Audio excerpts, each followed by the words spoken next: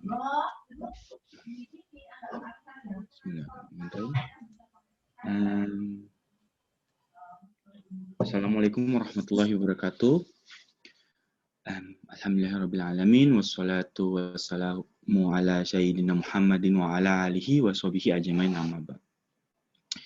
Baik, pertama-tama marilah kita panjatkan puja dan puji syukur kita kehadirat Allah Subhanahu wa taala yang telah begitu banyak memberikan nikmat kepada kita semua selaku hambanya, serta sholawat dan salam juga kepada Nabi Muhammad SAW yang dengan perjuangan dan kesabarannya menyebarkan ajaran tauhid kepada kita, sehingga bisa dikenal di seluruh pelosok negeri ini. Baik, yang terhormat Bapak Ibu sekalian, perkenalkan nama saya adalah Didi Angga Sasmita. Insya Allah saya akan menjadi moderator pada pengajian kita pada hari ini. Baik, tema pengajian kita pada saat ini kajian Kitab Al-Hikam dengan lanjutan pasal kelima. Baik, mungkin sebelum saya bacakan agenda agenda kita pada hari ini, marilah kita mulai pengajian kita dengan membaca Bismillahirrahmanirrahim, dan dilanjutkan dengan membaca surat Al-Fatihah bersama-sama. A'udzu billahi minasy syaithanir rajim. Bismillahirrahmanirrahim. Alhamdulillahi rabbil alamin. Ar-Rahmanir Rahim. Maliki yaumiddin. Iyyaka na'budu wa iyyaka nasta'in. Ihdinas siratal mustaqim. Siratal ladzina an'amta 'alaihim ghairil maghdubi 'alaihim waladdallin.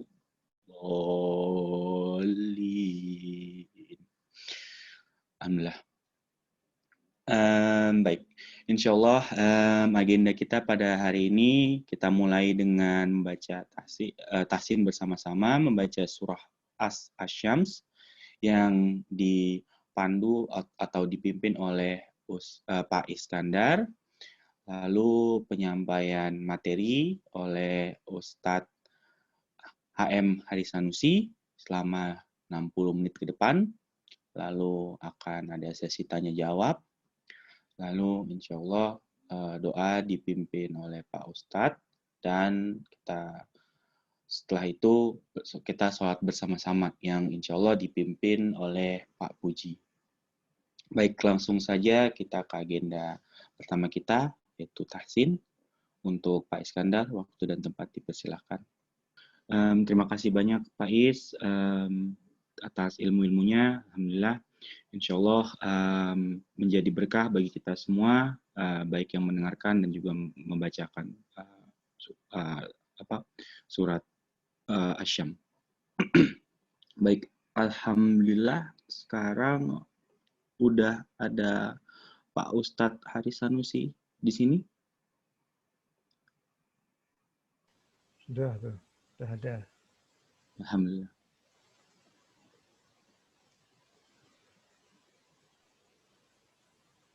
Sudah ada Bang Dedi, alhamdulillah. Alhamdulillah Pak Ustadz. Apa kabar Pak Ustadz? Alhamdulillah, luar biasa, Allahu Akbar. Alhamdulillah.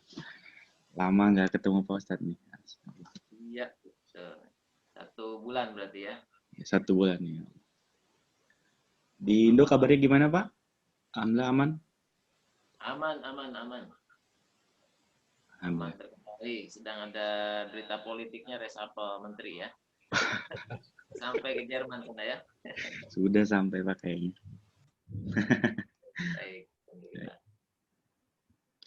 Baik. Mungkin persiapan ini dulu, buat persiapan filenya nih. Baik Pak, baik.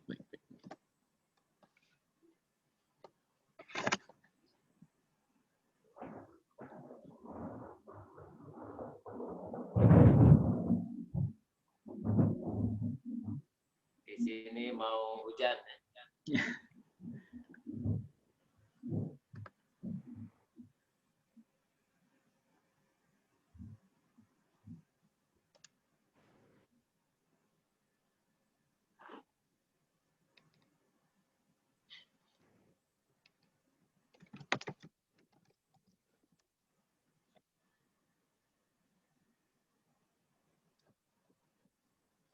Saya tadinya mau pakai komputer, komputernya berputar-putar. Oh, lagi ada error, Pak? Sinyalnya nggak kuat. Oh, baik. Kita coba pakai handphone yang satunya lagi, mudah-mudahan lebih lancar. Baik.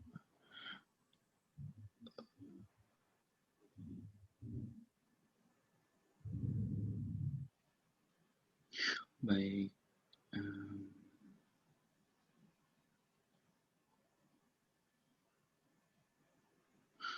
Baik, mungkin sembari Pak Ustadz Haris Sanusi mencari file untuk kajian kita pada hari ini, saya ingin membacakan info untuk pengajian tanggal 31 Desember 2020. Insya Allah akan diadakan kajian akhir tahun dari pengajian Bremen bekerja sama dengan KMIB, KMH, pengajian KIL, IC Hamburg, Bremerhaven Ngaji, dan pengajian Braunschweig. Insya Allah, seperti yang saya bilang, tanggalnya tanggal 31 Desember 2020, pukul 14.15, dengan tema muhasabah cinta. Mungkin Mas Reza bisa share sebentar posternya, Mas?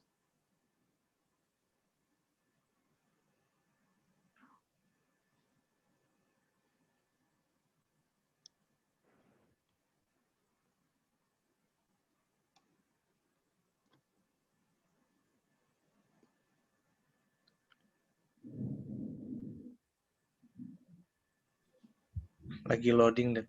Oh, baik. Sama loading juga nih. Sama-sama loading ya. Itu pematerinya siapa? Siapa pematerinya, Det? Bentar, Mas. Saya bacakan dulu. Saya lihat, saya mesti nyontek. Insya Allah pematerinya adalah Habibur Rahman El Shirazi, Kang Abik. Dari Leipzig ya, Mas ya, kalau nggak salah ya. Mas, Kang Abik sekarang lagi di Leipzig ya, Mas? Ya, sekarang posisi lagi di Indonesia. Oh, baik. Penulis ayat Yang cinta. bikin novel ya, bikin novel Ayat ayat cinta. cinta. Insya Allah. Nanti aja diumumkan lagi, ya sudah siap Ustaz. Baik. Alhamdulillah Pak Ustadznya udah siap ya Pak Ustadz ya? Iya, siap. Alhamdulillah. Baik, baik. Tidak baik, langsung saja waktu dan tempat untuk Pak Ustadz dipersilakan Pak. Bismillahirrahmanirrahim. Alhamdulillahirabbil alamin. Nastaghfiru wa nasta'inu. Afwan, kok suara di saya kecil nih? Wa min sayyiati a'malina may yahdihillahu fala mudhillalah wa may yudhlil fala hadiyalah. Allahumma shalli wa sallim ala sayyidina Muhammadin al-Fatih lima ughliqa wal khatimi lima sabaqa nasiril haq bil haq wa hadi ila siratikal mustaqim wa ala alihi haqqa qadrihi wa miqdarihil azim. Sahabat semua di kota Bremen dan juga di tempat sahabat semua berada, nuhayyukum jami'an bidah Islam. Assalamualaikum warahmatullahi wabarakatuh. Waalaikumsalam warahmatullahi wabarakatuh. Monitor, apakah suara saya terdengar dengan jelas? Jelas, namun ada ikonya, Ustadz. Mungkin yang salah satu medianya itu di ini kali dulu ya, dimatikan speakernya.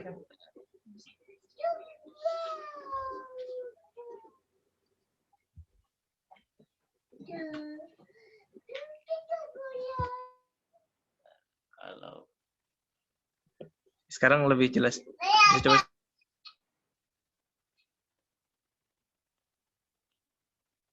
Ini kalau saya geser medianya. Oke.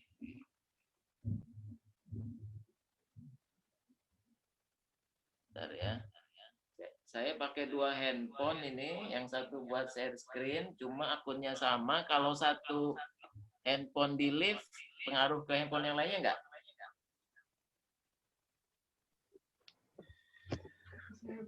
Cuman ada pengaruh di ininya aja sih, apa suara ekonya itu yang mungkin yang apa salah satunya itu Di mute kali Pak.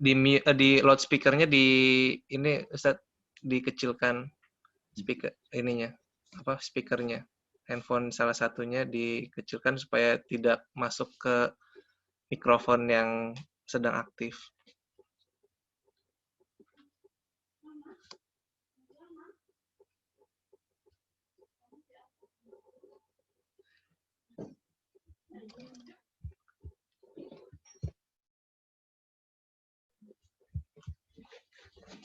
Sekarang dua-duanya masih mute, Ustaz. Ya, kalau sekarang?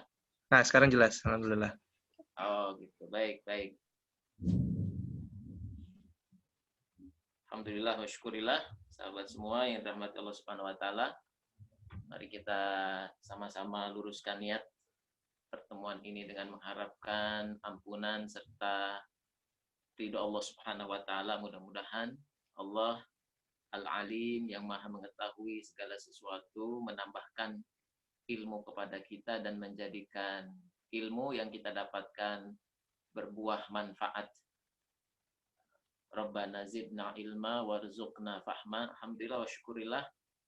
Satu kesadaran yang harus senantiasa ada dalam menjalani hidup ini adalah salah satunya kesadaran mewaktu. Karena kita ada dalam dimensi waktu di dunia ini. Ketika manusia sadar bahwa dia ada dalam dimensi waktu, dan dimensi waktu yang dimaksud adalah di dunia ini, maka Pak insya Allah itu menjadi landasan bagi dia untuk mampu melakukan amal-amal soleh dalam waktu yang telah Allah titipkan baginya. Dan alhamdulillah wa syukurillah, kita sekarang sudah berada di akhir tahun, bulan Desember dalam kalender Masehi, dan kita juga berada di bulan Jumadil Awal. Dan bulan ke depan Jumadil Akhir, lalu lanjutkan dengan Rajab, Sya'ban, dan insya Allah mudah-mudahan Allah menyampaikan kepada kita semua bulan suci Ramadan. Jadi 4 bulan lagi menjelang bulan suci Ramadan. Dan ini kesadaran waktu ini akan membuat kita mempersiapkan waktu-waktu terbaik yang memang Allah telah hadirkan untuk kita semua. Salah satunya adalah bulan suci Ramadan, insya Allah di 5 bulan ke depan. Dalam bulan Jumadil Awal dan Jumadil Akhir ada satu hal yang penting untuk kita sadari dalam konteks waktu ini.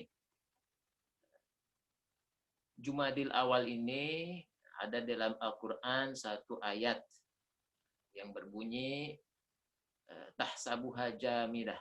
Engkau menyangka gunung-gunung itu jamidah, dia berdiri tegak, tidak bergerak. Kita lihat, kalau lihat gunung, kalau di Jakarta lihat Gunung Salak atau Gunung Gede, kita melihat gunung itu seolah-olah seakan-akan diam di tempatnya. Namun Al-Quran menyampaikan kepada kita, wa huwa tamurru marras sahab. Sesungguhnya gunung-gunung yang terlihat itu tegak kokoh berdiri, sebenarnya ia bergerak seperti bergeraknya awan. Jadi ada satu proses pergerakan gunung yang tidak disadari oleh manusia. Yang berikutnya dalam konteks Jumadil Awal ini, bahwa di 2 bulan ini kita diminta dalam konteks mencari hikmah di balik nama-nama bulan Hijrah ini untuk mereview kembali hal-hal yang boleh jadi kita anggap kokoh, kita anggap tidak berubah, kita anggap sudah ajak, sudah semestinya untuk di bulan Jumadil Awal dan Jumadil Akhir ini kita review ulang.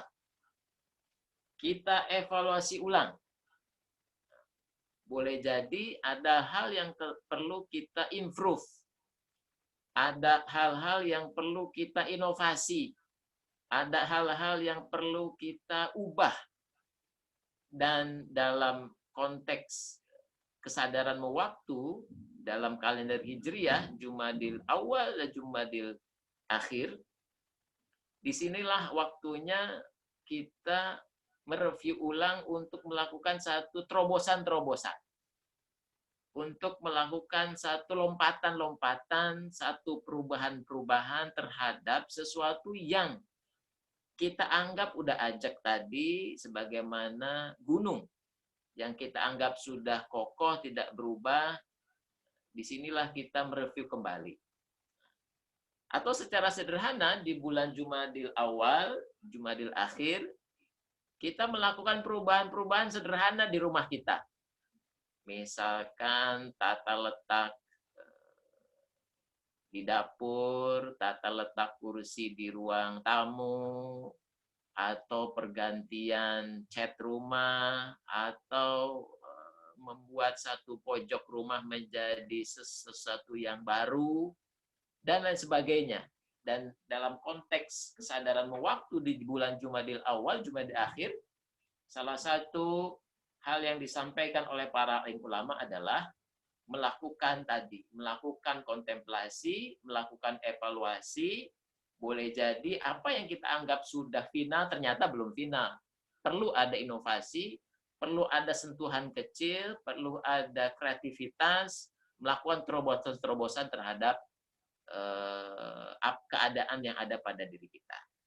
Dan tentunya ini sangat sesuai dengan kesadaran terhadap kehidupan dunia itu sendiri.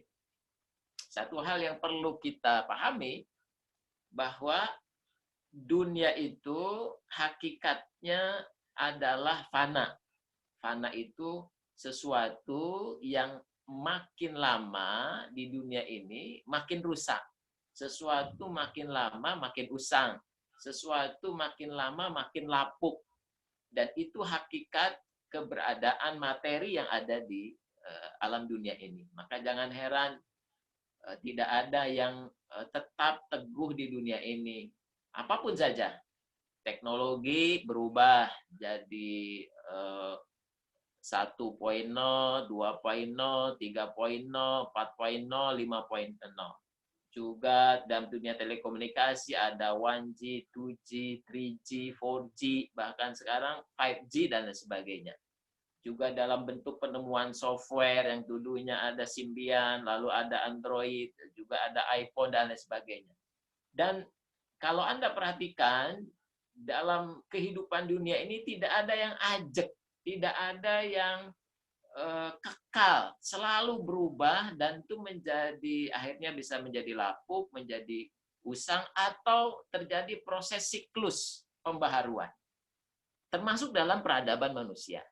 Dan itulah makna, sifat, dan hakikat dunia yang bersifat fana. Maka oleh karena itu, kesadaran waktu dan kesadaran kefanaan terhadap kehidupan dunia ini membuat orang yang beriman yang mendapatkan informasi ilahi semacam ini tidak menjadi orang yang kaku. Dia akan luas, dia akan fleksibel, dia akan melakukan terobosan-terobosan dalam hidupnya, perubahan-perubahan dalam hidupnya, dan juga ia memahami ketika ia berjalan kepada satu tindakan, dan ketika peristiwa yang diinginkan itu berubah, maka dia senantiasa agile, mampu melakukan satu proses-proses perubahan. Dan itulah hakikat dunia sebenarnya. Nah, Dan di bulan Jumadil Awal, Jumadil Akhir adalah momentum yang diberikan oleh Allah Subhanahu wa taala selama 30 sampai 60 hari untuk mereview itu semua. Nah, itu dalam konteks waktu. Insya Allah pada sore hari ini kita akan lanjutkan bahasan terkait dengan kitab Al-Hikam karangan Syekh Ibnu Athaillah Al-Iskandari, pasal yang kelima. Bismillahirrahmanirrahim. Ijtihaduka fima dhumina laka wa taqsiruka fima tuliba minka dalilun ala intimasil basirah minka. Kesungguhan kamu untuk memperoleh apa yang telah dijamin untuk kamu di samping pengabaian kamu terhadap kewajiban yang diamanatkan menunjukkan buta mata hatimu. Kalau kita ingat pembahasan bulan yang lalu terkait dengan rukun takdir, terkait dengan ketetapan-ketetapan Allah terhadap seluruh makhluknya. Dari yang paling kecil, dari yang paling gaib sampai paling nyata. Dari yang paling kecil sampai yang paling besar. Dari masa lalu sampai masa depan. Semuanya sudah tuntas, sudah sempurna, sudah Allah tetapkan. Dan karenanya, ketika kita menyikapi rukun takdir itu, yang pertama al-alim Allah, al-ilmu Allah Maha mengetahui, maka kita sebagai manusia yang hidup di dunia terus-menerus mencari tahu, menambah ilmu untuk menguak tabir-tabir takdir di balik penciptaan pengaturan Allah yang sempurna. Termasuk Anda saat ini, boleh jadi ada yang sedang menggali ilmu, menuntut ilmu sampai ke Bremen. Itu semua adalah upaya manusia untuk menguak rahasia takdir dalam konteks al-ilmu. Bahwa segala sesuatu itu ada ilmunya. Dan di sisi Allah lah semua pengetahuan itu berada. Yang berikutnya ketika kita memahami rukun takdir bahwa takdir itu al-khalqu, tercipta, segala sesuatu sudah diciptakan terlebih dahulu dalam tulisan-tulisan catatan fil lauhil mahfuz, maka sikap kita adalah bagaimana setiap hari kita melakukan penciptaan-penciptaan baru terhadap kehidupan kita.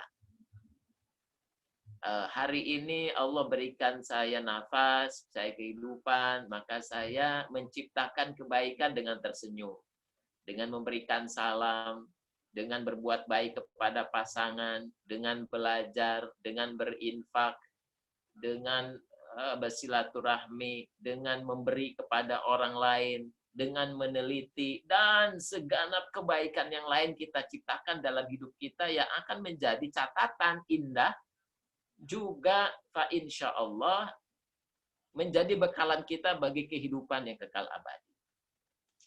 Jadi pemahaman terhadap rukun takdir itu membuat kita sangat produktif untuk menciptakan sesuatu, untuk berbuat sesuatu, dan itu tentunya kebaikan. Yang berikutnya ketika kita memahami bahwa rukun takdir itu adalah Alkitabah, bahwa semua takdir itu sudah diciptakan, sudah ditulis, maka kita membuat tulisan-tulisan kehidupan kita. Maka sahabat semua, tulislah apa yang Anda inginkan, apa yang Anda rencanakan. Katakanlah sekarang ada di akhir tahun, resolusi 2021. Tuliskan itu dalam buku harian Anda, buku catatan Anda, dalam laptop, dalam gadget, harapan-harapan, doa-doa, target-target, goals, objektif yang Anda tuliskan itu sebagai bentuk konkret aplikatif dari husnuzon Anda terhadap takdir Allah pada diri Anda. Dan niscaya ketika husnuzon ini berbuah, langkah-langkah aplikasi, langkah-langkah konkret untuk berdoa, untuk berharap, untuk mencatat, maka mudah-mudahan Allah Subhanahu wa taala memudahkan jalan terhadap tulisan-tulisan tadi, harapan-harapan tadi, doa-doa tadi. Jadi, dan ketika doa itu sudah tercatat, maka yang akan terjadi adalah ketika kita mendapatkan satu peristiwa, satu kejadian, maka catatan-catatan terhadap apa yang sudah kita lakukan, kita rekam, lalu kita evaluasi, Pak, insya Allah dia menjadi satu hal yang bermanfaat, bisa menjadi satu sistem yang baik, bisa menjadi pelajaran bagi orang lain. Dan demikianlah penguakan terhadap takdir itu melahirkan sistem ilmu dalam ragam ilmu yang luar biasa banyak. Ada ilmu terkait dengan pesawat, ada ilmu terkait dengan oceanografi, ada ilmu terkait dengan pencatatan keuangan, ada ilmu terkait dengan berbagai macam hal, yang itu semua adalah penguakan catatan terhadap takdir-takdir yang terjadi, yang diteliti, yang dituliskan, yang dibukukan, yang diajarkan. Dan itulah bagian dari kesempurnaan takdir yang Allah ciptakan terhadap kehidupan, peradaban manusia, mulai dari Nabi Adam alaihissalam sampai hari kiamat nanti. Dan kita ada dalam bagian catatan takdir Allah itu semua. Dan yang keempat, rukun takdir yang sudah kita bahas kemarin adalah al-masyiah, bahwa manusia itu diberikan kemerdekaan, diberikan kebebasan untuk memutuskan kepada dirinya apa yang ia lakukan, sikap apa yang ia akan kerjakan, tindakan apa yang ia pilih. Dan itulah sesungguhnya kelebihan keistimewaan yang Allah berikan kepada manusia, kepada kita. Maka sampai-sampai ditegaskan betul-betul dalam Al-Quran, la ikraha fiddin, tidak ada paksaan dalam memilih keyakinan seseorang. Lakum dinukum waliyadin, untukmu agamamu dan untukku agamaku. Demikianlah Islam mengajarkan kepada kita bahwa setiap manusia punya pilihan-pilihan terhadap kehidupannya. Dan itu sudah kita bahas, mudah-mudahan kita senantiasa memilih sesuatu yang disukai oleh Allah Subhanahu wa taala. Baik. Berikutnya, sahabat semua yang dirahmati Allah Subhanahu wa taala, dalam pasal ini saya ingin menyampaikan ayat ya. A'udzubillahi minasyaitonirrajim. Wa ka'ayyin min dabatin la tahmilu rizquha Allahu yarzuquha wa iyyakum wa huwas samiul alim. Baik, sebentar saya mau cas handphone karena kelihatannya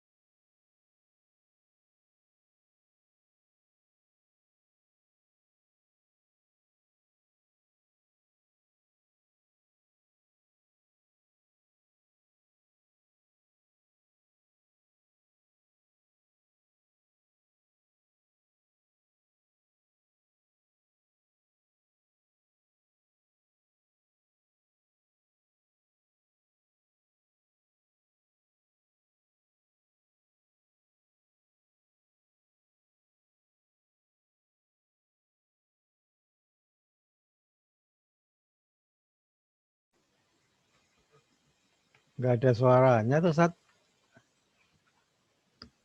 Pak Ustadz, mute-nya Pak Ustadz, speakernya. oh baik. Ya, sekarang udah ada suaranya, Pak.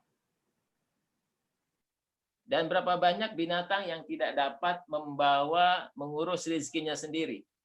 Allah lah yang memberi rezeki kepadanya dan kepadamu, dan dia maha mendengar lagi maha mengetahui. Ayat ini menunjukkan bahwa dalam bab takdir tadi, bahwa Allah sudah menyempurnakan ciptaannya dan memberikan kepada setiap ciptaan itu rizkinya.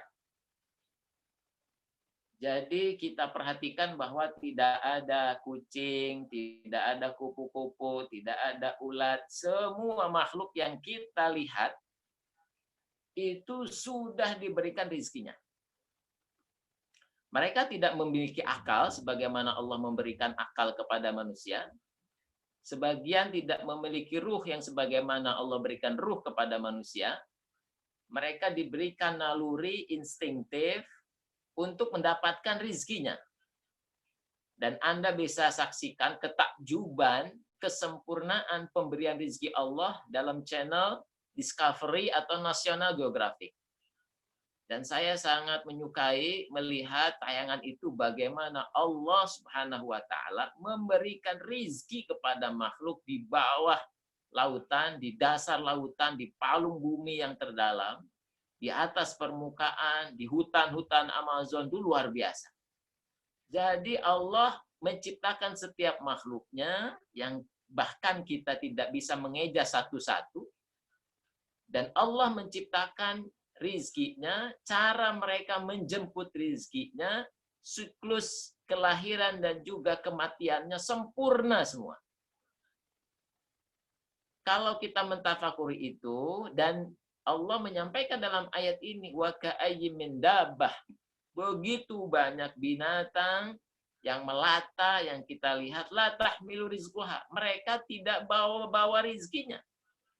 Mereka tidak mengandung rizkinya. Kalau dalam ayat ini, mereka tidak punya bank makanan. Mereka tidak punya sistem distribusi terhadap makanan keluarganya. Sebagaimana kita, la tahmilu rizquha Allah yarzuquha. Allah yang menjamin rizkinya. Wa iyyakum, dan Allah menyampaikan juga kamu wahai manusia, juga kita. Wa huwas samiul alim, dan dia maha mendengar lagi maha mengetahui. Di sini ditegaskan bahwa urusan rizki itu mutlak di tangan Allah Subhanahu wa Ta'ala. Maka kita bisa saksikan ada orang, mohon maaf, secara akademik bahkan tidak sekolah misalkan. Atau orang mengatakannya jahil, bodoh. Tetapi dia kaya raya. Tapi ada orang yang secara keilmuan dia boleh jadi akademisi. Dia pintar, tetapi hidupnya cukup saja. Tidak kaya raya.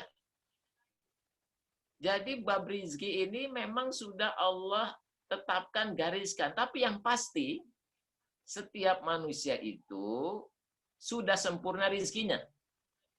Yang berikutnya yang pasti adalah orang akan dimudahkan untuk menemukan rizki terbaiknya. Dan itu adalah janji Allah Subhanahu wa Ta'ala. Janji dan jaminan Allah Subhanahu wa Ta'ala. Maka salah satu bentuk kemusyrikan dalam konteks pembahasan ilmu al-ihsan, ada iman, ada Islam, ihsan, adalah ketika orang dia curiga atau cemas dan mengatakan, saya besok makan apa ya? Ketika orang mengatakan, besok saya makan apa ya? Besok anak-anak saya makan apa ya? Seolah-olah dia tidak mendapatkan jaminan rizki dari Allah Subhanahu wa Ta'ala. Dan itu bagian dari ketidakpercayaan terhadap pengaturan Allah, penjagaan Allah, kesempurnaan bahwa Allah Ar-Razzaq yang memberikan rizki, yang mengetahui rizki kita ada di mana, dan memberikan jalan kepada kita untuk menjemput rizki kita. Dan itu bagian dari kelemahan iman seseorang terhadap Allah Subhanahu wa Ta'ala sebagaimana sifat Al-Asmaul Husna Ar-Razzaq. Berikutnya, ayat yang ingin saya sampaikan adalah di sini ada a'udzubillahi minasyaitonir rajim. Wa'mur ahlaka bis-shalah wastabir 'alaiha. Dan perintahkanlah kepada keluargamu untuk mendirikan sholat, wastabir alaiha, dan sangat-sangat bersabar atas perintah mengajak, memotivasi anak-anak keluarga untuk sholat. La nas'aluka rizqan. Lalu Allah menghubungkan dengan bab rizki. Kami tidak meminta rizki kepadamu. Nahnu narzukuka. Kami yang memberikan rizki kepadamu, wahai para suami, wahai istri, wahai anak-anak. Nahnu narzukuka. Wahai semua anggota keluarga, kami yang memberikan rizki kepada kalian semua. Wal aqibatu littaqwa, dan akibat yang baik itu bagi orang yang bertakwa. Kemudahan itu bagi orang yang bertakwa. Pertolongan Allah itu dekat bagi orang yang bertakwa. Perintah untuk taat dikaitkan dengan rizki. Artinya sebagian besar manusia lupa untuk mengabdi kepada Allah ketika mereka sibuk menjemput rizki yang sudah Allah janjikan dan jaminkan kepada mereka dan keluarga mereka. Maka dalam pasal ini, Syekh Ibnu Athaillah menyampaikan, jangan sampai ada orang yang justru kebalik terhadap sesuatu yang dijamin oleh Allah, dia begitu all out, melakukan perencanaan, melakukan evaluasi, melakukan upaya yang luar biasa. Tetapi dalam bab mengabdi kepada Allah, ia lupa. Ia keteteran. Ia ketinggalan. Dan ini adalah su'ul adab kepada Allah. Ini adalah akhlak yang buruk kepada Allah yang menciptakan dia, yang menciptakan rizkinya, yang menyempurnakan kejadiannya, juga seluruh makhluk dijanjikan rizkinya sempurna oleh Allah Subhanahu wa Ta'ala. Maka mudah-mudahan kita semua tidak menjadi orang yang terbalik, abai terhadap perintah yang utama untuk mengabdi kepada Allah, lalu lupa dan juga lupa kepada pengabdian, tetapi cemas, sibuk dengan sesuatu yang sudah Allah janjikan, jaminkan untuk kita semua.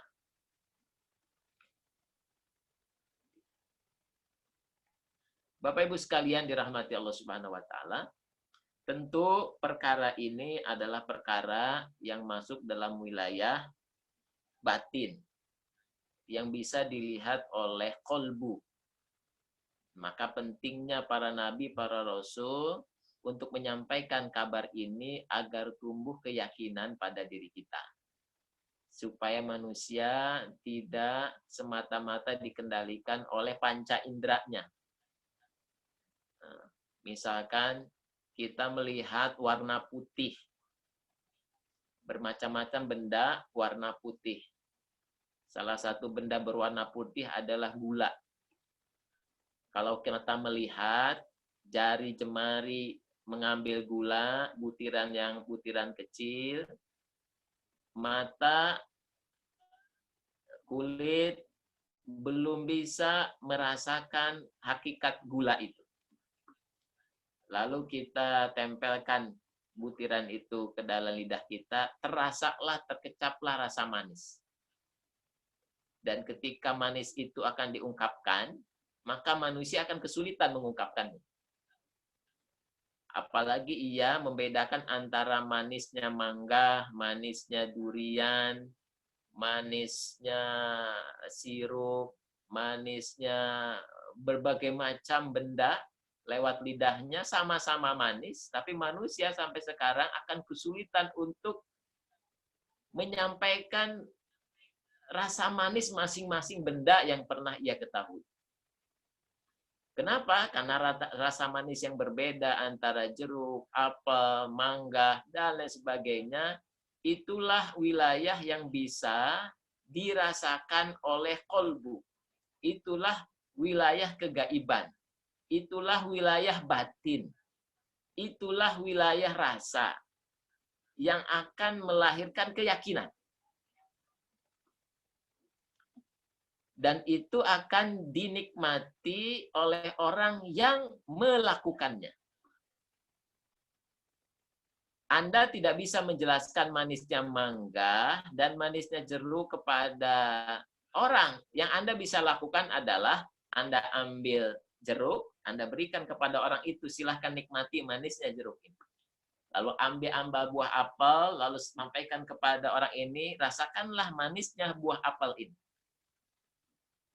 Dia tidak bisa diajarkan, dia tidak bisa diteorikan, sebagus apapun teorinya, sebagus apapun puisi menjelaskan manisnya apel dan manisnya jeruk, tetap berbeda ketika orang itu sendiri merasakan dengan lidahnya bedanya manisnya jeruk dan manisnya apel. Kenapa? Karena itu wilayah rasa, wilayah kolbu yang hanya bisa dirasakan oleh kolbu seseorang, ruhani seseorang. Maka Anda tidak bisa menjelaskan kepada orang lain bagaimana lezatnya iman. Maka Rasulullah SAW menyampaikan, iman itu punya kelezatan. Kalau orang sudah merasakan kelezatan iman, dia akan meniadakan, menihilkan kenikmatan-kenikmatan duniawi yang dirasakan oleh panca inderanya. Karena ada kenikmatan tersendiri yang hanya bisa dinikmati oleh orang yang asyik masuk batinnya, ruhaninya, kolbunya terhadap kenikmatan yang Allah berikan spesial buat orang itu. Dan itulah kenikmatan iman yang diberikan oleh Allah kepada manusia, kepada kita. Kenikmatan memeluk anak, kenikmatan berkasih sayang dengan anak, kenikmatan bersedekah dengan orang yang membutuhkan, melihat wajah mereka berbahagia, dan kita dipilih Allah menjadi jalan orang itu dapat kenikmatan melalui tangan kita. Kenikmatan seseorang katakanlah diberikan ilmu lalu ia mengajar, begitu banyak generasi yang ia ajar. Boleh jadi kita kenal guru SD kita, dia mengajar 1 tahun, 5 tahun, 10 tahun, 20 tahun, 30 tahun, dan dia tetap menjadi guru SD dan ia menyenangi profesinya. Dan kenikmatan menjalani profesi sebagai seorang guru ketika ia mengajar, berkhidmat kepada anak-anak itu, itulah kenikmatan yang sesungguhnya. Dan inilah yang diinginkan oleh Allah kepada kita semua. Kita betul-betul merasakan kenikmatan, kedekatan dengan Allah, dengan profesi yang kita jalani. Namun ada orang yang menggantikan nikmat yang luar biasa ini justru dengan pengkhianatan. Dia mengabaikan amanahnya, ia melakukan KDRT kepada anaknya, kepada pasangannya, ia melakukan pengkhianatan, ia melakukan pencurian, ia melakukan markup terhadap proyek. Karena apa? Karena dirinya dibutakan oleh hawa nafsunya. Dia tidak melihat bahwa bab rezeki itu sudah Allah jamin, sudah Allah janjikan. Tetapi karena nafsu, karena ketamakan, sehingga ia tidak puas kecuali berbuat buruk, menumpuk-numpuk harta dengan cara yang zalim, dengan memakap, dengan berkhianat, dengan suap, dengan korupsi. Dan ketahuilah apakah mereka merasakan nikmatnya seperti orang, katakanlah tadi seorang guru yang terus berkhidmat, mengajar, senang, dan dia ada di jalan Allah, di jalan kebaikan. Oh, berbeda sekali nikmatnya. Dan itulah dua nikmat yang tidak akan pernah bisa bertemu. Dan sesungguhnya, mudah-mudahan kita bisa merasakan nikmat itu semua. Baik, kita... Nah, apa yang dilakukan oleh iblis dan dengan janjinya untuk menggelincirkan manusia Yang utama yang dilakukan oleh iblis adalah menakut-nakuti kita semua dengan kemiskinan. Dan inilah yang terjadi pada sebagian besar orang yang berbuat dosa maksiat karena takut miskin. Takut tidak kebagian rizki. Dan ini bagian dari ketidaksadarannya terhadap kedudukan Allah yang telah memberikan jaminan atas rezeki seseorang dan telah memberikan kemampuan bagi setiap orang untuk menjemput rezekinya. Tapi karena kekurangan ilmu, ketertutupan hatinya dari cahaya, akhirnya sebagian orang masuk perangkap iblis, mengikuti hawa nafsunya, khawatir miskin, dikuasai ketamakan, akhirnya berbuat jahat. Berbuat zalim kepada dirinya, berbuat keburukan kepada dirinya. Allah Subhanahu wa taala berfirman, "Asy-syaitan ya'idukumul faqr." Setan itu menjanjikan kemiskinan kepadamu dan menyuruh kamu berbuat keji. Wal fahsya. Padahal Allah menyampaikan di dalam Al-Qur'an, yuridullahu bikumul yusra wa la yuridu bikumul usra. Allah itu menghendaki bagi kita manusia itu kemudahan. Dan Allah tidak menghendaki kesulitan-kesulitan. Maka kalau kita mentafakuri, melihat, menyaksikan kehidupan manusia, Anda pasti akan mengambil kesimpulan bahwa kehidupan manusia itu makin lama makin mudah. Tidak makin sulit. Karena itu janji Allah. Teknologi makin ke sini makin mudah. Dulu orang berkuda, dulu orang naik haji pakai kapal laut, sekarang kan pakai kapal terbang. Jadi kehidupan itu sejatinya selalu mencari jalan yang lebih mudah. Dan setiap inovasi teknologi yang terjadi adalah inovasi teknologi yang menjadikan kehidupan manusia lebih mudah. Dan itu adalah kehendak Allah. Yuridullahu bikumul yusra wala yuridu bikumul usra. Tetapi sebagian manusia tidak melihat ini. Akhirnya ia mencari jalan yang sulit. Dia mencari jalan yang menjembruskan dirinya. Dan ini yang terjadi. Yakinlah, sahabat semua, hidup ini pasti lebih mudah. Kalau ada sesuatu yang ternyata sulit, Allah menyampaikan, inna ma'al usri yusra.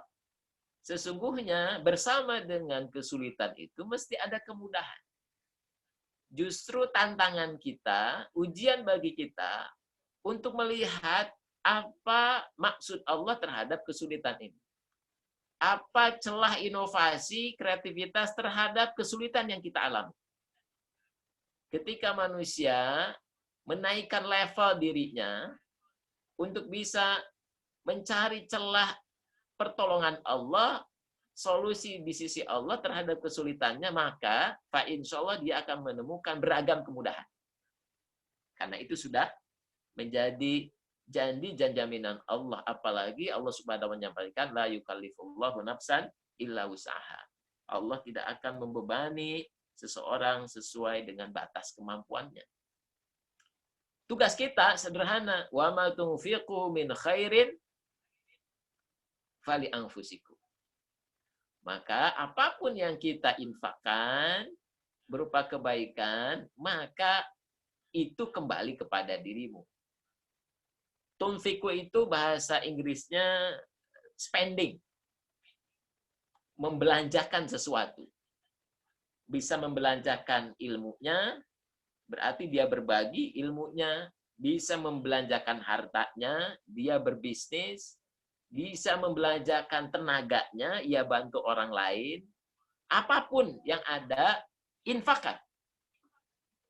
Jadi Allah meminta kita menjadi pribadi-pribadi yang bergerak. Pribadi-pribadi yang berguna. Pribadi-pribadi yang dia tanya dirinya kira-kira kompetensi apa yang Allah berikan kepada dirinya, kelebihan apa yang ada pada dirinya, dia ikuti passion-nya, panggilan jiwanya, lalu ia infakkan kepada orang lain. Dan niscaya ia akan temukan beragam kemudahan, beragam pertolongan Allah, beragam berkah dalam proses dia terus-menerus berinfak kepada orang lain. Dan itu akan kembali kepada dirinya. Dan itulah sesungguhnya hakikat keberlimpahan kehidupan seseorang. Juga ditegaskan dalam ayat yang lain, wa ma min dabatin fil ardi illa 'alallahi rizquha wa ya'lamu mustaqarraha wa mustawda'aha kullu fi kitabim mubin. Tidak ada satu makhluk melata pun yang bergerak di atas bumi kecuali dijamin oleh Allah rezekinya. Tahu tempatnya, lokasinya. Tugas kita adalah melakukan upaya terbaik untuk bisa sampai kepada rezeki itu. Wa allaisa lil insani illa ma sa'a. Tidaklah manusia mendapatkan apa-apa kecuali apa yang ia upayakan dengan keras, apa yang ia kerjakan dengan luar biasa. Keulutan, kesungguhan adalah 1/5 dari rezeki yang Allah berikan kepada manusia.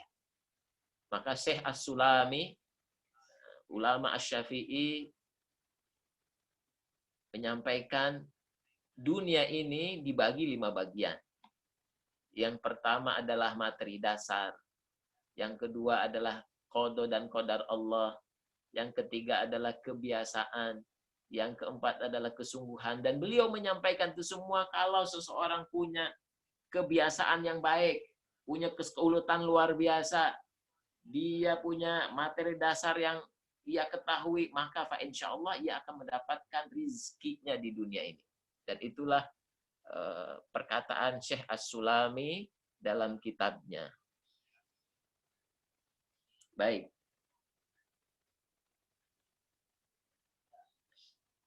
Maka oleh karena itu, sahabat semua yang dirahmati Allah Subhanahu wa taala, ternyata Allah memberikan kelebihan, fadilah, keistimewaan kepada mereka yang bertakwa. Wa may yattaqillaha yaj'al lahu makhraja wa yarzuqhu min haitsu la yahtasib. Orang yang terus menjaga kesadarannya untuk mengabdi kepada Allah, untuk berbuat baik kepada Allah, untuk memenuhi panggilan-panggilan Allah, dan mengikuti sunnah-sunnah Rasulullah SAW, maka Allah pastikan memberikan orang ini makhrajat, jalan keluar. Dan juga memberikan rezeki dari arah yang tidak disangka-sangkanya. Dan ini spesial bagi mereka yang betul-betul merespon apa yang paling utama yang dilakukan oleh manusia, beribadah kepada Allah dan menjaganya dalam kehidupannya. Maka tidak hanya rezeki yang sudah Allah janji dan jaminkan, Allah akan memberikan kemudahan-kemudahan yang lain dari arah yang tidak disangka-sangka dan juga jalan keluar atas segala masalahnya. Saya mencermati apa yang dialami oleh negara Turki hari ini. Beberapa bulan yang lalu, Masya Allah, karena Presiden Erdogan ingin menjadikan negara Turki bukan negara kaya, beliau sampaikan, tapi negara yang paling banyak berinfak, yang paling banyak berbagi kepada negara lain.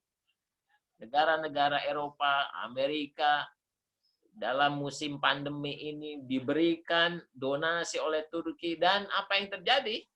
Sesuai dengan janji Allah, walau amanu wattaqau la fatahna alaihim barakatim minas sama'i wal ard. Saya temukan berita bahwa telah ditemukan cadangan gas di negara Turki yang luar biasa, lebih banyak cadangannya untuk bertahun-tahun. Dan salah satu insinyur yang menemukannya adalah dari Indonesia. Ada kurang lebih berapa orang dari Indonesia yang menemukan cadangan gas yang luar biasa. Dan itu menjadi ketahanan pangan, ketahanan energi bagi bangsa Turki. Dan pekan ini saya temukan lagi berita bahwa di kota Sogut sana mereka menemukan cadangan emas Ya Allah, ya Rabb.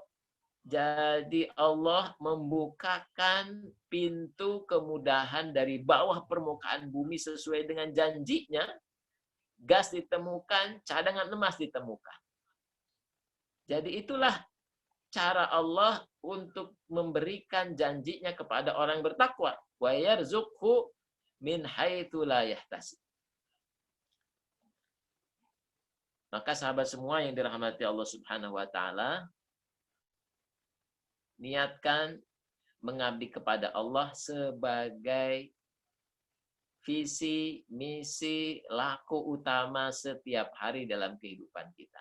Dan itulah sesungguhnya yang disampaikan oleh Syekh Ibn Athaillah dalam pasal 5 ini. Sebagaimana kita renungi dalam surat Al-Fatihah yang senantiasa kita baca. Setelah kalimat Alhamdulillahirabbil alamin arrahmanirrahim maliki yaumiddin dilanjutkan dengan iyyaka na'budu wa iyyaka nasta'in. Ada dua jalan utama. Yang paling utama dan pertama adalah jalan mengabdi kepada Allah. Iyyaka na'budu. Menyempurnakan pengabdian secara kuantitas dan kualitas. Berikutnya baru wa iyyaka nasta'in. Dan kita memohon pertolongan kepada Allah dalam hidup ini untuk menemukan peran terbaik, tugas terbaik di dunia ini sebagai khalifah fil ardh. Dan dalam proses menemukan keberperanan terbaik, passion terbaik, profesi terbaik, kompetensi terbaik itu, disitulah Allah tempatkan rizki buat diri kita dan juga orang-orang di sekeliling kita. Bisa untuk ayah bunda kita, bisa untuk pasangan kita dan juga anak-anak kita. Maka wa ankihul ayama minkum was-solihina min ibadikum wa imaikum iyakunu fuqara'a yughnihumullahu min fadli. Dan nikahkanlah orang-orang yang masih membujang di antara kamu dan juga orang-orang yang layak dari hamba sayamu, baik laki-laki dan perempuan. Jika mereka fakir, maka Allah yang akan memberikan kepada mereka kekayaan dengan karunia-Nya. Jadi ini salah satu tazkirah buat para jombloan dan jomblowati. Jangan sampai khawatir menikah gara-gara calon suaminya penghasilannya tidak jelas, misalkan penghasilannya masih belum oke dan sebagainya. Bahkan Allah mewanti-wanti wala taqtulu auladakum khasyata imlaq. Dan janganlah kamu membunuh anak-anakmu karena takut miskin. Dan ini terjadi di Nias di Indonesia. Mudah-mudahan Allah Subhanahu wa taala mengampuni apa yang dilakukan oleh ibunda yang membunuh anaknya. Nahnu narzuquhum wa iyyakum. Kamilah yang menanggung rizki mereka dan juga rizki bagimu. Dan Allah menyampaikan man dzalladzi yaqridullaha qardan hasanan fa yudha'ifahu lahu ad'afan katsirah. Dan bagi orang-orang yang justru fokusnya adalah memberikan manfaat kepada orang lain, berbagi kepada orang lain, Allah katakan dengan bahasa yang sangat halus, yang sangat lembut, siapa yang mau memberikan pinjaman kepada Allah, pinjaman yang baik kepada orang lain, ada saudaranya, ia beasiswakan. Ada yatim di sekelilingnya, ia berupaya untuk mencari donatur untuk yatim di sekelilingnya. Ada masjid yang kekurangan karpet, ia beli karpetnya. Ada masjid kekurangan Quran, ia beli Qurannya. Ada orang yang butuh bantuan untuk diajari, ia ajari bagaimana membuat tesis, skripsi, dan disertasi. Atau apapun saja. Inilah orang-orang yang memberikan pinjaman kepada Allah, yuqridullah qardan hasanan fayudha'ifa lahu ad'afan katsirah. Maka Allah akan melipat gandakan pembayaran kepadanya dengan lipatan yang baik. Terima kasih. Sebelum saya lanjutkan, saya cukupkan dulu sampai demikian. Silakan kalau ada yang ingin disampaikan. Terima kasih. Jazakumullah khairan katsira. Assalamualaikum warahmatullahi wabarakatuh.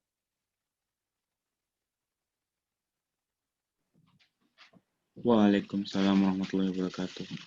Terima kasih Pak Ustadz atas ilmunya. Seperti tadi yang Pak Ustadz katakan, mungkin Bapak Ibu ada yang pengen ditanyakan kepada Pak Ustadz?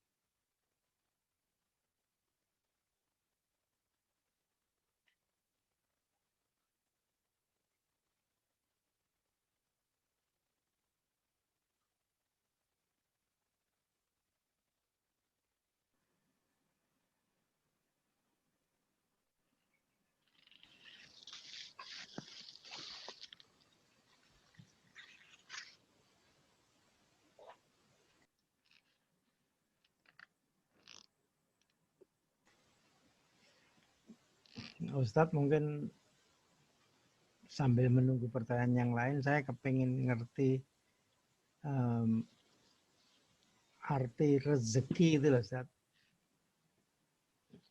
Ya, Sebab selama ini yang saya tangkap orang itu mengartian rezeki itu kan seperti penjelasan Ustadz juga mengarahnya ke kemiskinan, seolah-olah sesuatu yang berbentuk materialistik gitu loh. ya. Saya yakin bahwa rezeki itu memang ya materi itu ya iya, tapi bahwa ada rezeki yang lain yang tidak berupa materi gitu. Itu apa kita boleh fokusnya misalkan saya melihat Nabi Muhammad ketika meninggal hanya bersisa uang 2 dirham katanya, atau ketika kasusnya Nabi Lut atau siapa yang semua hartanya hilang dan seolah-olah nih bagi saya rezeki itu sesuatu yang materi, padahal tidak mesti seperti itu. Apa yang namanya Nabi Sulaiman itu berarti berlimpah rezeki, sementara dia tetap meminta rezeki dalam arti rasa syukur yang dia terima itu kan sebenarnya rezeki. Kalau dia tidak punya rasa syukur berarti dia itu nggak punya rezeki di situ gitu. Mungkin Ustadz bisa menjelaskan rezeki itu apa gitu Ustadz. Terima kasih. Baik. Memang dalam konteks bahasa yang disampaikan dalam hadis-hadis Rasulullah SAW, dalam Al-Quran, rizki yang Allah janji dan jaminkan itu memang sesuatu yang dikonsumsi, konsumtif, yang dimakan, yang diminum, yang dipakai. Dan kebutuhan basic needs ini sesungguhnya ini yang memberikan kekhawatiran dan kecemasan kepada manusia. Maka pernyataan Allah dan juga kalimat Rasul SAW terkait dengan ini semua dikedepankan karena memang dalam perjalanan kehidupan manusia ini perlu diajarkan, ditanamkan. Karena potensi manusia untuk bisa dilanda ketamakan, kecemasan terhadap tadi rizki yang dalam hal ini dikonsumsi, dimakan, diminum yang melalui tenggorokannya ini. Maka bab ini perlu dikuatkan kepada manusia. Karena memang innal insana khuliqa dha'ufa. Karena manusia itu memang diciptakan dalam lemah.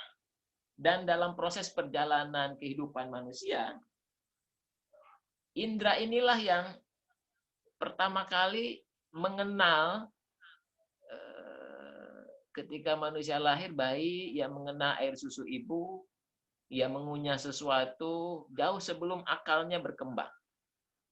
Dia merasakan lapar, merasakan haus, dan itu menimbulkan kecemasan-kecemasan di alam bawah sadarnya ketika ia tidak dapatkan makan, dia tidak mendapatkan minum, terlambat untuk memenuhi rasa lapar dan hausnya.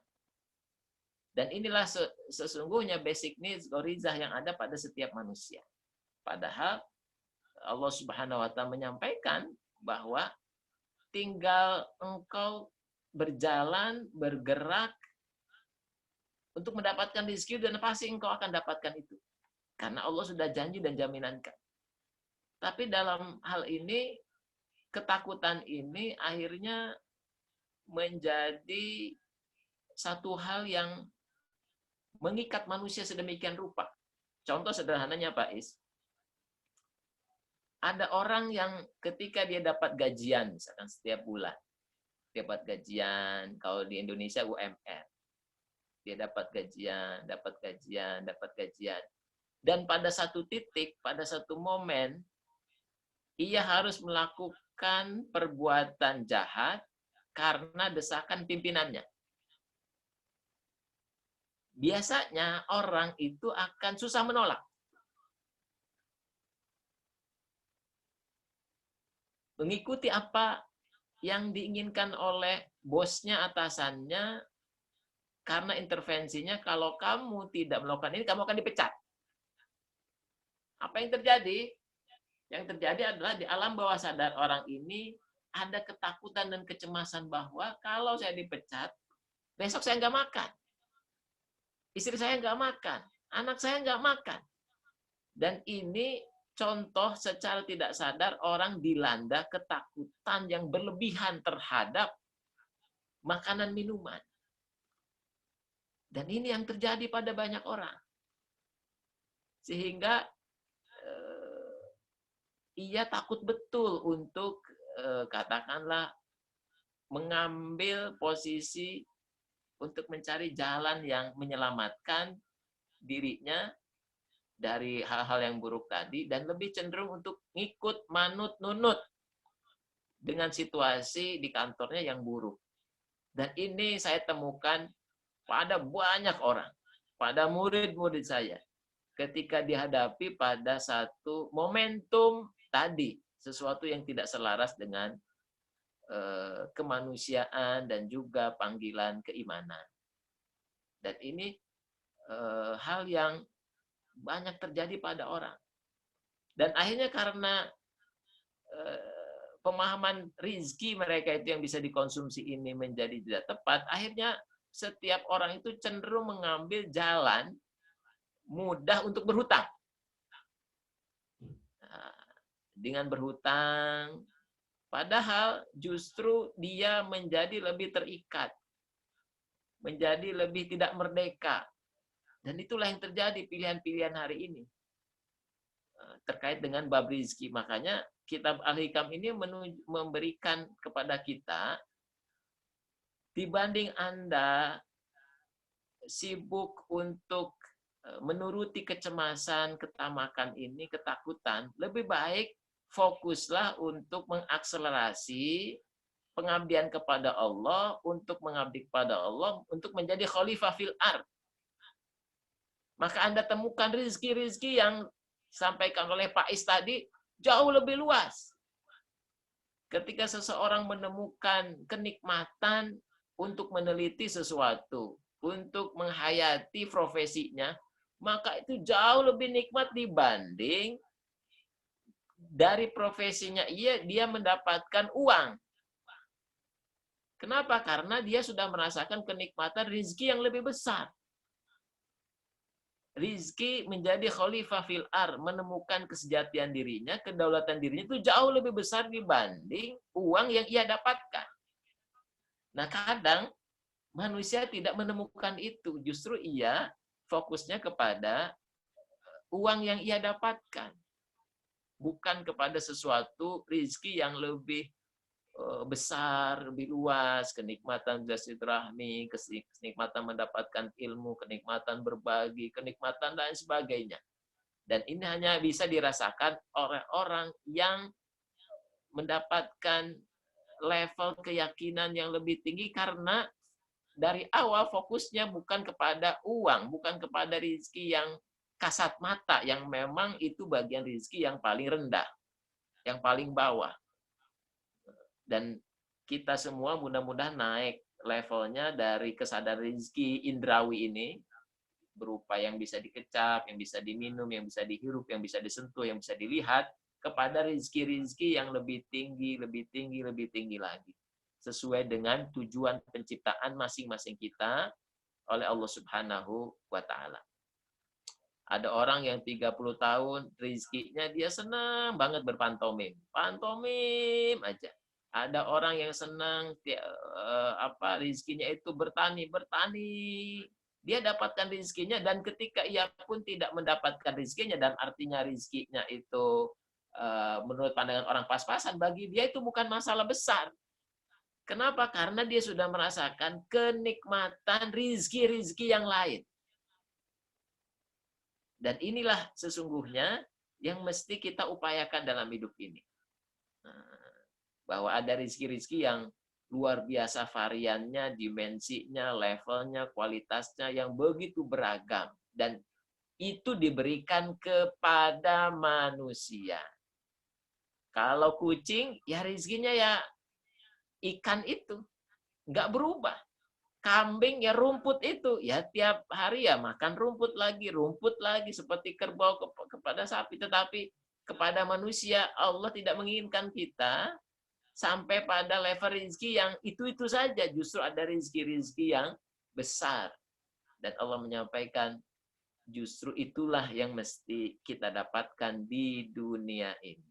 Dan insya Allah di akhirat jauh lebih kekal, jauh lebih baik, jauh lebih abadi. Dan saya yakin mudah-mudahan kita semua di sini merasakan kenikmatan-kenikmatan itu semua, selain kenikmatan-kenikmatan yang ada pada level yang dasar, yaitu kenikmatan-kenikmatan yang didapatkan dari panca indera kita, dari kulit yang merasa, dari lidah kita, dari penciuman kita, dari mata yang melihat, dari telinga yang mendengar. Mudah-mudahan kita mendapatkan rezeki yang lebih luas dimensinya yang tadi disampaikan oleh Pak Is, bahwa rezeki tidak melulu persoalan-persoalan yang sifatnya indrawi tadi. Wallahu a'lam bil murad. Terima kasih Ustaz. Baik, terima kasih Pak Ustadz. Mungkin ke pertanyaan selanjutnya.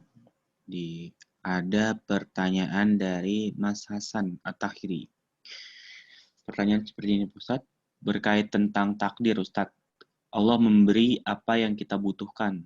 Tapi sebagai manusia kita kadang masih menyaksikan akan takdir itu. Bagaimana kita menerimanya secara lapang dada? Baik. Maka setelah kita mampu memberikan kualitas pengabdian terbaik kepada Allah sesuai dengan apa yang disyariatkan. Pertama, penuhi yang fardu-fardu dulu, lalu ditambahkan dengan an-nawafil yang sunnah-sunnah secara fikih dan konteks syariat. Maka berikutnya, ibadah yang paling utama kita lakukan adalah menjadi khalifah fil ard. Nah, itu saya sampaikan, saya share screen lagi nih. Tadi saya lanjutkan lagi.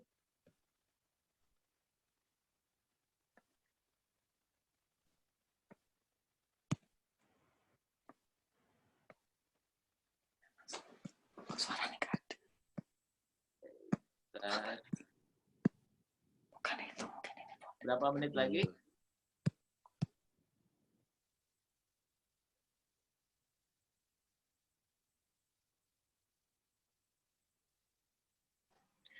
Pak Ustadz, maghrib di situ jam berapa Pak?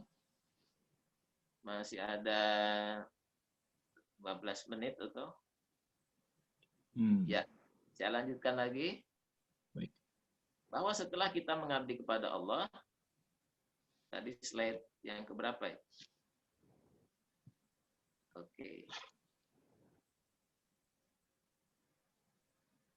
Nah, berikutnya, bagaimana kita menjadi khalifah fil ard. Jadi kalau sholat yang fardu sehari, katakanlah satu hari, satu kali sholat 5 menit. Berarti kalau 5 kali 5, 25. 25 menit Allah meminta waktu kita untuk mengerjakan ibadah yang fardu. Katakanlah ekstrimnya tambah zikir jadi 1 jam. Jadi sehari ada 24 jam. Berarti ada 23 jam lagi yang kita diminta untuk beribadah. Tapi ibadah dalam bentuk yang lain. Yaitu menemukan hakikat penciptaan kita sebagai khalifah fil ard. Maka ketika kita melakukan aktivitas apapun saja, maka sesungguhnya yang kita lakukan adalah penemuan-penemuan terhadap hakikat penciptaan kita di dunia ini. Ada orang yang asik menjadi penyanyi, ada orang berbagi dengan orang lain untuk memproduksi alat musik, ada orang memproduksi pesawat terbang, ada orang mengeksplorasi alam ini, ada orang yang menjadi petani, ada orang yang memahat, ada orang membuat furniture. Jadi tiap orang itu diberikan makanah namanya. Dalam Al-Quran itu Allah Subhanahu berfirman, wa qul malu ala makanatikum. Bekerjalah di atas makanah kamu. Makanah itu dalam bahasa Arab itu makan itu artinya makanah itu tempat.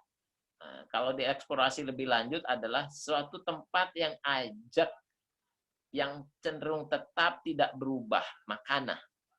Berarti setiap kita itu punya makanah masing-masing. Punya tempat istimewa masing-masing, punya kedudukan istimewa masing-masing, dan di tempat itulah justru rizki terbaik Allah berikan. Dan itulah tugas utama kita.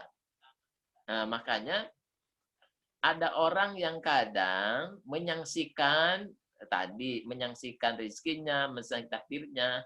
Satu hal yang terjadi adalah boleh jadi ia tidak mendapatkan kepercayaan terhadap dirinya untuk mendapatkan itu. Dan boleh jadi ia belum menemukan tempat terbaiknya, peran terbaiknya. Makanya saya pribadi secara aplikatif menggunakan konsep Stephen. Kalau Anda kenal konsep Stephen, ditemukan oleh Bapak Farid von Iman, satu konsep kepribadian genetik.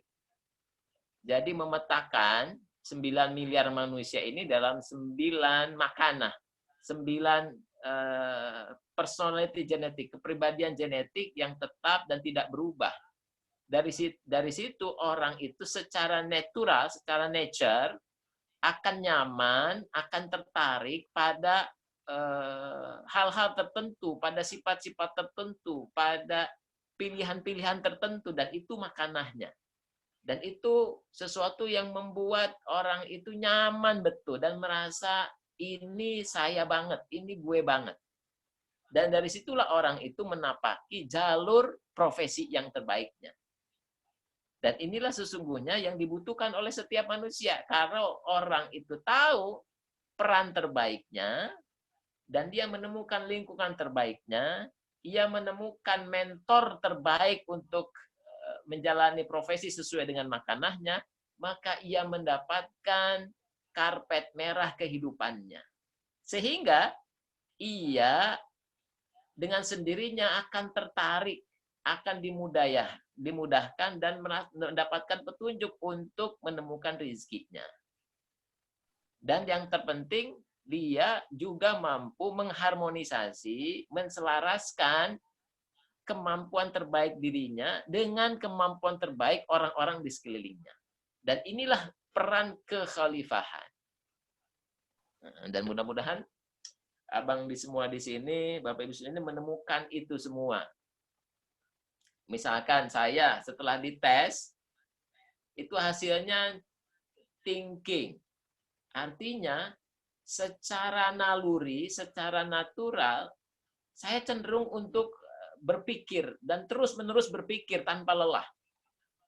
Dan itu memang terjadi pada diri saya. Oh, ternyata seperti itu. Ada orang yang ketika dites, dia intuiting. Jadi setiap hari dia selalu punya gagasan yang berbeda, punya ide yang berbeda, punya inovasi yang berbeda. Dia selalu melihat dengan cara yang berbeda, dan itu terjadi 24 jam. Dan itu personality genetiknya. Dan dari situlah Allah memberikan kemudahan, hidayah, pertolongan untuk menemukan amal soleh terbaik yang dia lakukan dalam hidup ini. Ada orang ketika dites, dia itu sensing. Dia itu cenderung bergerak mencari pengalaman, mencari bukti-bukti, mencari experience, dan itu yang terjadi pada dalam hidupnya. Ada orang yang ketika dites justru feeling. Dia itu cenderung untuk menemui orang lain, bersosial, berempati kepada orang-orang sekelilingnya, dan lain sebagainya. Jadi tiap orang itu ternyata punya makanah, punya tempat terbaik yang dengannya itu dia bisa bertumbuh, sama seperti pohon kurma punya spesifikasi tanah tempat tumbuh terbaik. Pohon cabai berbeda dengan pohon tomat. Pohon jati juga berbeda. Jadi setiap makhluk Allah itu punya makanah tertentu, termasuk juga Anda. Anda punya kedudukan terbaik, keberperanan terbaik, dan itu yang dimaksud adalah boleh maksud ini ja'ilun fil ardi khalifah. Karena khalifah adalah wakil Allah, pemakmur, pengelola, pengganti, pemimpin. Dan itulah 23 jam Anda, kalau kita bagi, yang fardu sholat itu 1 jam, 23 jam lagi adalah menemukan keberperanan terbaik dalam hidup Anda dengan amal soleh yang dilakukan. Sehingga kesangsian terhadap takdir itu mudah-mudahan tidak terjadi. Kenapa? Karena dia masuk pada wilayah ahli syukur. Dia bersyukur kepada Allah terhadap talenta, keistimewaan, fadilah, kemudahan yang Allah berikan. Karena dia sudah menemukannya. Tinggal dia melakukan kapitalisasi terhadap kemampuan terbaiknya. Dan ia terus menjalankan posisinya sebagai abdi Allah dan juga sebagai khalifatullah fil ardh. Nah, itu yang dilakukan. Dan kalau seseorang merasakan kecemasan, sanksi dalam masalah takdir, bacalah doa yang diajarkan Rasulullah SAW setiap pagi dan sore. Allahumma inna na'udzubika minal hammi wal hazani. Ya Allah, aku berlindung kepadamu dari ham, dari kecemasan dan dari kesedihan. Jadi kecemasan itu beda dengan takut.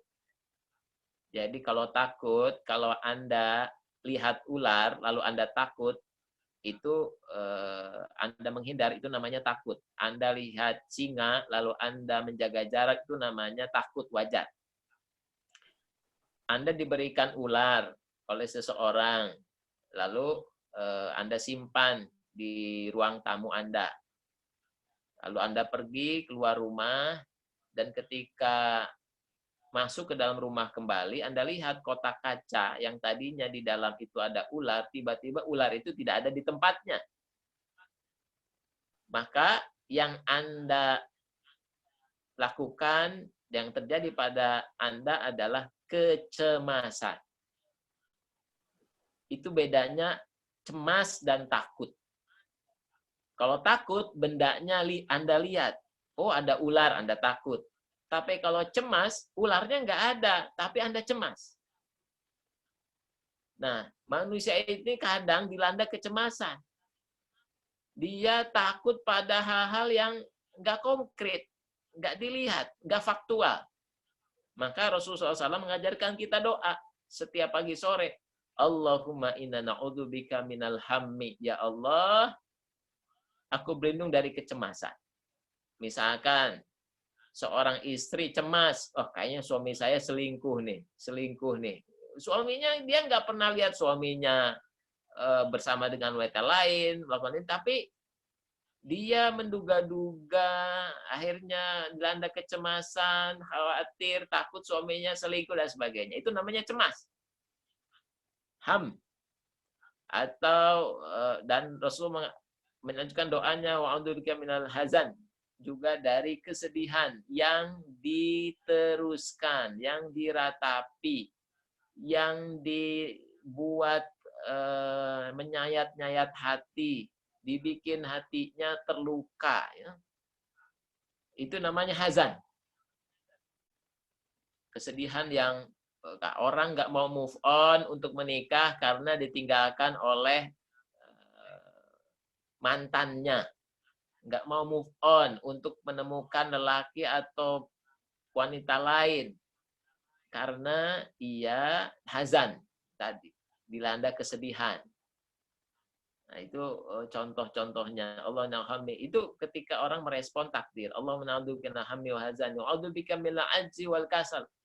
Lalu aku berlindung kepadamu dari kelemahan, lemes, nggak bergairah, nggak semangat, apatis.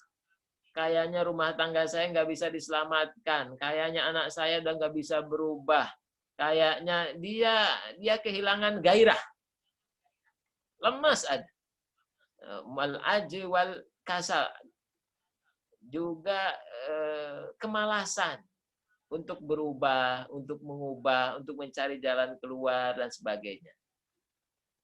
A'udzubika minal jubni wal bukhl, dan aku berlindung kepadamu dari sifat pengecut, akhirnya yang kepikiran jalan pintas, lari ke hal-hal yang buruk, lari ke narkoba, lari ke drugs, lari ke clubbing, bunuh diri, dan lain sebagainya. Orang bisa melakukan banyak hal yang membuat hidupnya makin gelap. Wal bukhl, dan juga dia bakhil. Dia senantiasa merasa orang itu akan mengambil porsinya, miliknya. Dia cemas karena dia selalu berprasangka negatif kepada banyak orang dan sebagainya. A'udzubika min ghalabati daini wa qahri rijal, dan akhirnya ia menjadi pribadi yang senantiasa cari untung, cari jalan pintas, mau enaknya sendiri. Ini kasusnya seperti orang yang berhutang, nggak mau kerja keras. Wa qahri rijal, dan dia senang menjadi budak dari orang lain.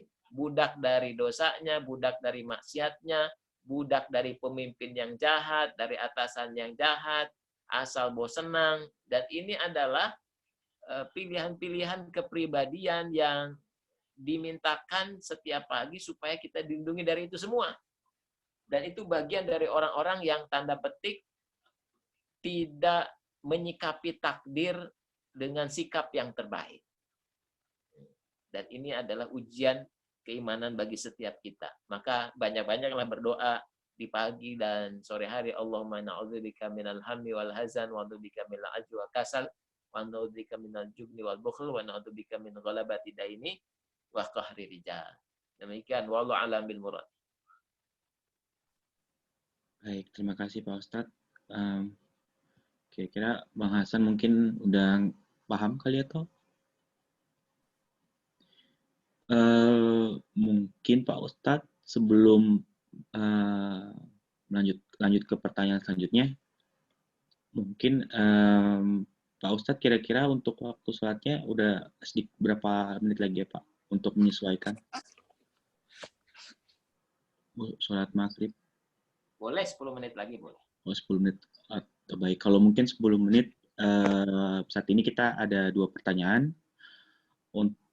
Tapi karena waktunya cuma 10 menit, plus ditambah doa, mungkin 1 pertanyaan dulu Pak Ustadz ya. Terakhir, 1 pertanyaan terakhir. Atau boleh langsung dibacakan dua-duanya, nggak Pak? Oh gitu Pak. Baik. Baik, pertanyaan pertama. Bagaimana melakukan infak? Pertanyaan pertama dari family Pujianto Bremen. Bagaimana melakukan infak sedekah dengan bijak bagi seorang istri pada harta atau nafkah yang diberikan suami, yang notabene harta atau nafkah tersebut masuk di dalamnya untuk keperluan-keperluan rumah tangga saat ini dan persiapan keperluan sewaktu-waktu nanti. Itu pertanyaan pertama Pak Ustadz. Yang kedua, pertanyaannya dari Ustadz Maimun dan Teh Nida. Assalamualaikum. Ustadz, terima kasih Ustadz atas pemaparan materinya. Izin nanya Ustadz, bagaimana melihat posisi rizki min haitsu la yahtasib? Bagaimana meyakinkan akan rizki tersebut? Gimana taunya bahwa itu rizki min haitsu la yahtasib? Apa hubungannya dengan ikhtiat manusia? Baik. Yang pertama kaitannya dengan infak dari seorang istri yang mendapatkan nafkah dari suaminya. Yang pertama, kewajiban utama suami adalah memberikan nafkah.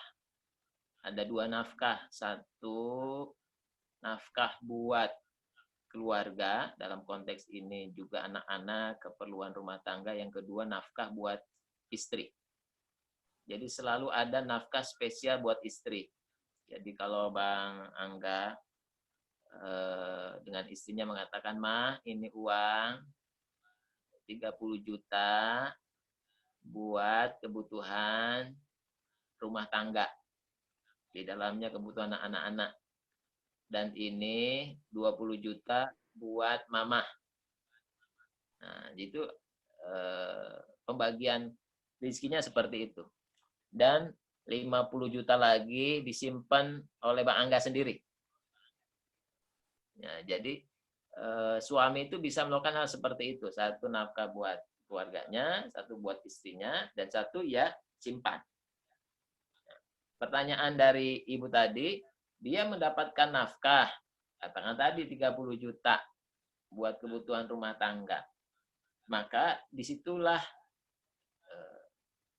kemampuan seorang ibu rumah tangga teladan. Bagaimana ngelola itu, memanage keuangan itu dengan sebaik-baiknya sebagai amanah dari sang suami.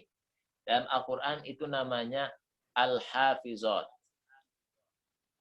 Seorang perempuan yang mampu menjaga apa-apa yang diberikan oleh suaminya. Termasuk di dalamnya, ia menginfakkan harta itu kepada, misalkan kepada yatim, kepada musola, kepada keluarga suaminya, dan itu semua diberitahukan kepada suaminya. Mas, sebagian harta ini diberikan buat keluarga suaminya, adik suaminya, tetangga, dan sebagainya. Nah, itu yang terkategori sebagai istri yang hafizat. Namun, istri juga bisa memberikan saran kepada suaminya, karena suami tadi punya uang sendiri, katakanlah, ketika ada ide untuk berinfak kepada yang lainnya, misalkan dari uang suami yang lainnya, bukan dari uang operasional rumah tangga sehari-hari seperti itu. Mungkin itu maksudnya. Wa'alam bil murad. Yang berikutnya kaitannya dengan apa tadi, Bang Angga?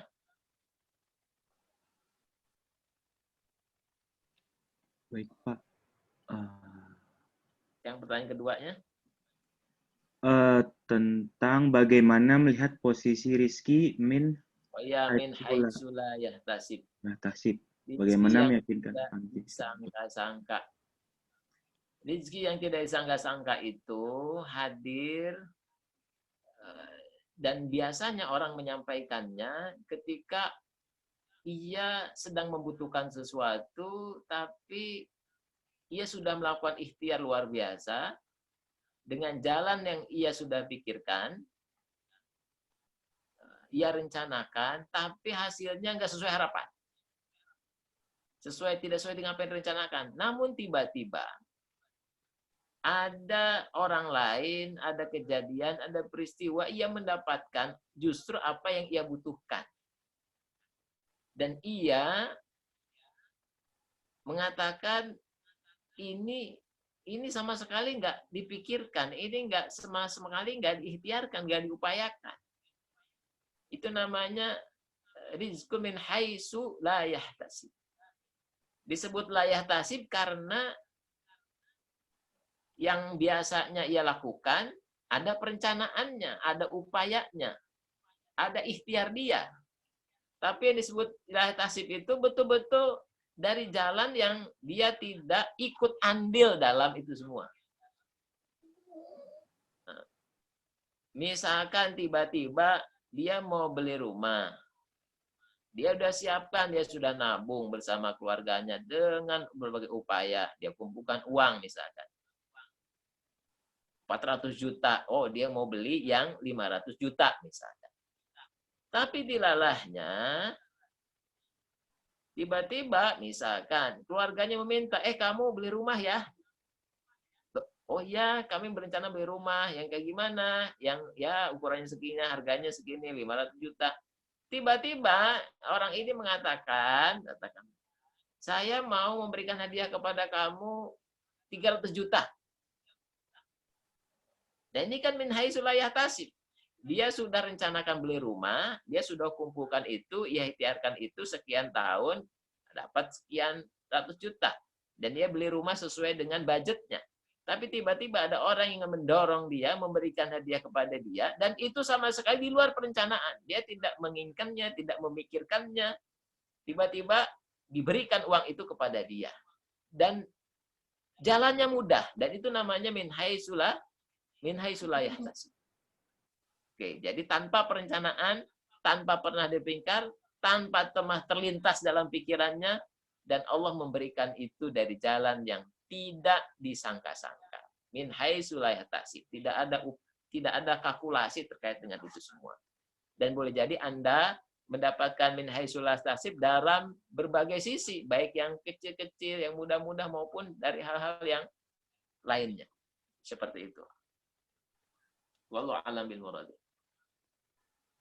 Baik, alhamdulillah. Karena sudah tidak adanya pertanyaan, mungkin dan mepetnya waktu, mungkin kita ke agenda kita selanjutnya, Pak. Pak Ustadz mohon izin untuk memimpin doa, Pak. Baik. Bismillahirrahmanirrahim. Alhamdulillahirabbil alamin. Allahumma shalli wa sallim ala sayyidina Muhammad wa ala alihi wa ashabihi ajma'in.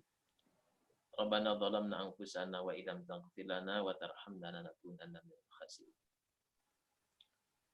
Allahumma shalli wa sallim ala sayyidina Muhammadin al-Fatih lima ughliqa wal khatimi lima sabaqa nasiril ila siratal mustaqim wa ala alihi qadrihi wa miqdarihi. Duhai Allah yang Maha Pengasih lagi Maha Penyayang, berikan kepada kemampuan untuk bersyukur atas semua nikmat yang Kau berikan kepada kami. Ya Ghafurur Rahim, Ya Azizur Rahim, Ya Barur Rahim, Ya Rahmanur Rahim, Ya Arhamur Rahim. Duhai Allah, berikan kasih sayang-Mu kepada kami, ya Allah, kepada keluarga kami, ya Allah, kepada kedua orang tua kami, ya Allah. Duhai Allah, ampunilah segenap dosa dan kesalahan kami, ya Allah.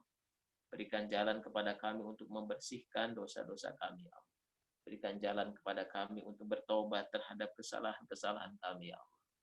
Allahumma inna nas'aluka ridhaka wal jannah wa na'udzubika min sakhatika wan nar. Ya muqallibal qulub tsabbit qulubana ala ta'atik. Allahumma inna ala dzikrika wa syukrika wa husni ibadatik. Allahumma inna nas'aluka min husnil khatimah wa na'udzubika min su'il khatimah. Rabbana ighfir lana wa liwalidina warhamhuma kama rabbawna shighara. Rabbana hab lana min azwajina wa dhurriyyatina qurrata a'yun waj'alna lil muttaqina imama. Rabbana atina fid dunya hasanah wa fil akhirati hasanah wa qina adzabannar. Wahai Allah, berikan kepada kami kehidupan yang baik di dunia dan juga kehidupan baik di negeri akhirat nanti, ya Allah. Wahai Allah, jauhkan kami dari bala, musibah, fitnah, ya Allah. Wahai Allah, mudahkan urusan kami, ya Allah. Anugerah kepada kami rezeki yang halal, yang baik, yang luas, yang bermanfaat untuk kehidupan dunia akhirat kami, ya Allah. Wahai Allah, berikanlah kesembuhan bagi mereka yang dilanda sakit lahir batin. Berikanlah rezeki bagi mereka yang mendapatkan kesempitan, ya Allah. Wahai Allah, berikan hidayah bagi mereka yang tersesat, ya Allah. Berikan cahaya bagi mereka yang ada dalam kegelapan, ya Allah. Lapangkan hati mereka yang berada dalam kesempitan, ya Allah. Ya Arhamar Rahimin, irhamna. Rabbana taqabbal du'a innaka antas samiul alim wa tub alaina innaka antat tawwabur rahim. Wa sallallahu ala sayyidina Muhammadin wa ala alihi wasallam. Subhana rabbika rabbil izzati amma yasifun. Wassalamun ala mursalin walhamdulillahi rabbil alamin. Terima kasih sahabat semua. Ucapkan kembali wabillahi taufiq wal hidayah. Assalamualaikum warahmatullahi wabarakatuh. Waalaikumsalam warahmatullahi wabarakatuh. Terima kasih. Terima kasih. Matur suwun Ustaz. Sama-sama. Jadi Ibu.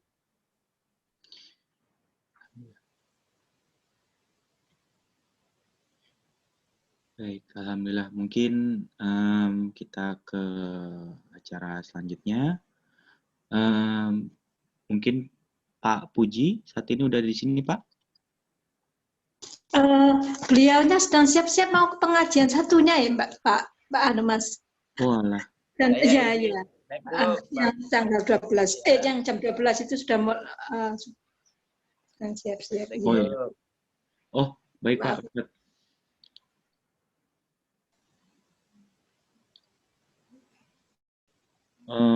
Mungkin Mas Reza diminta kesediaannya, mungkin Mas Reza, apakah bersedia untuk memimpin sholawat menggantikan Pak Puji?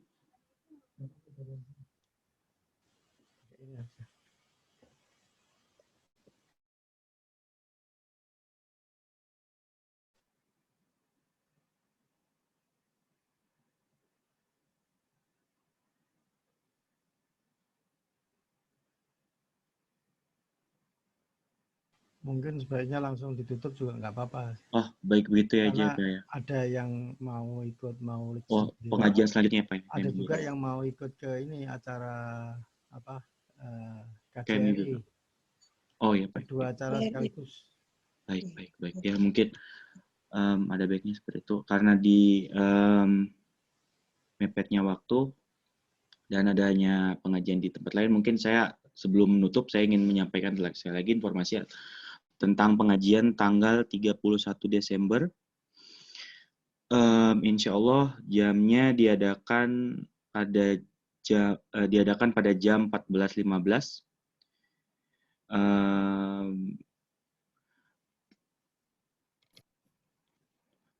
Maaf.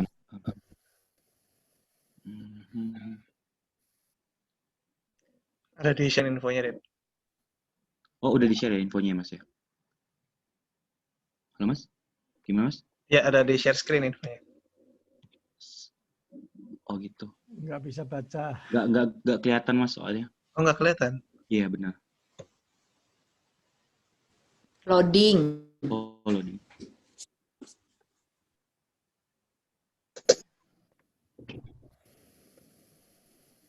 Sekarang sudah? Sudah. Ya. 30 sekali lagi tanggal 31 Kamis tanggal 31 Desember 2020 jam 14.15 masih sama melalui via Zoom, dan ini kerjasama atas pengajian Bremen, NIB, KMH, Bremen Hafer Ngaji, KMIB, KMK, IIC, dan Muslim Frankfurt. Braunschweig, maaf. Insya Allah. Ya, baik itu aja informasi dari saya. Baik, saya selaku moderator ingin meminta maaf jika ada salah dalam tutur kata. Sebelum saya tutup, mari kita bersama-sama membaca Alhamdulillah, Alhamdulillah, dan istighfar sebanyak 3 kali, astagfirullah, astagfirullah, astagfirullah, dan doa kafaratul majelis bersama-sama. Subhanallahumma wa bihamdihi.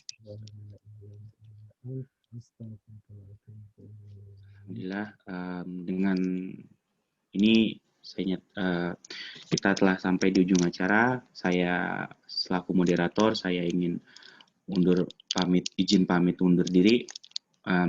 Assalamualaikum warahmatullahi wabarakatuh. Waalaikumsalam warahmatullahi wabarakatuh. Terima kasih, Dedi. Terima kasih. Terima kasih, Mas Dedi. Ya, makasih. Terima kasih semuanya. Mohon pamit. Pamit. Lahir batin.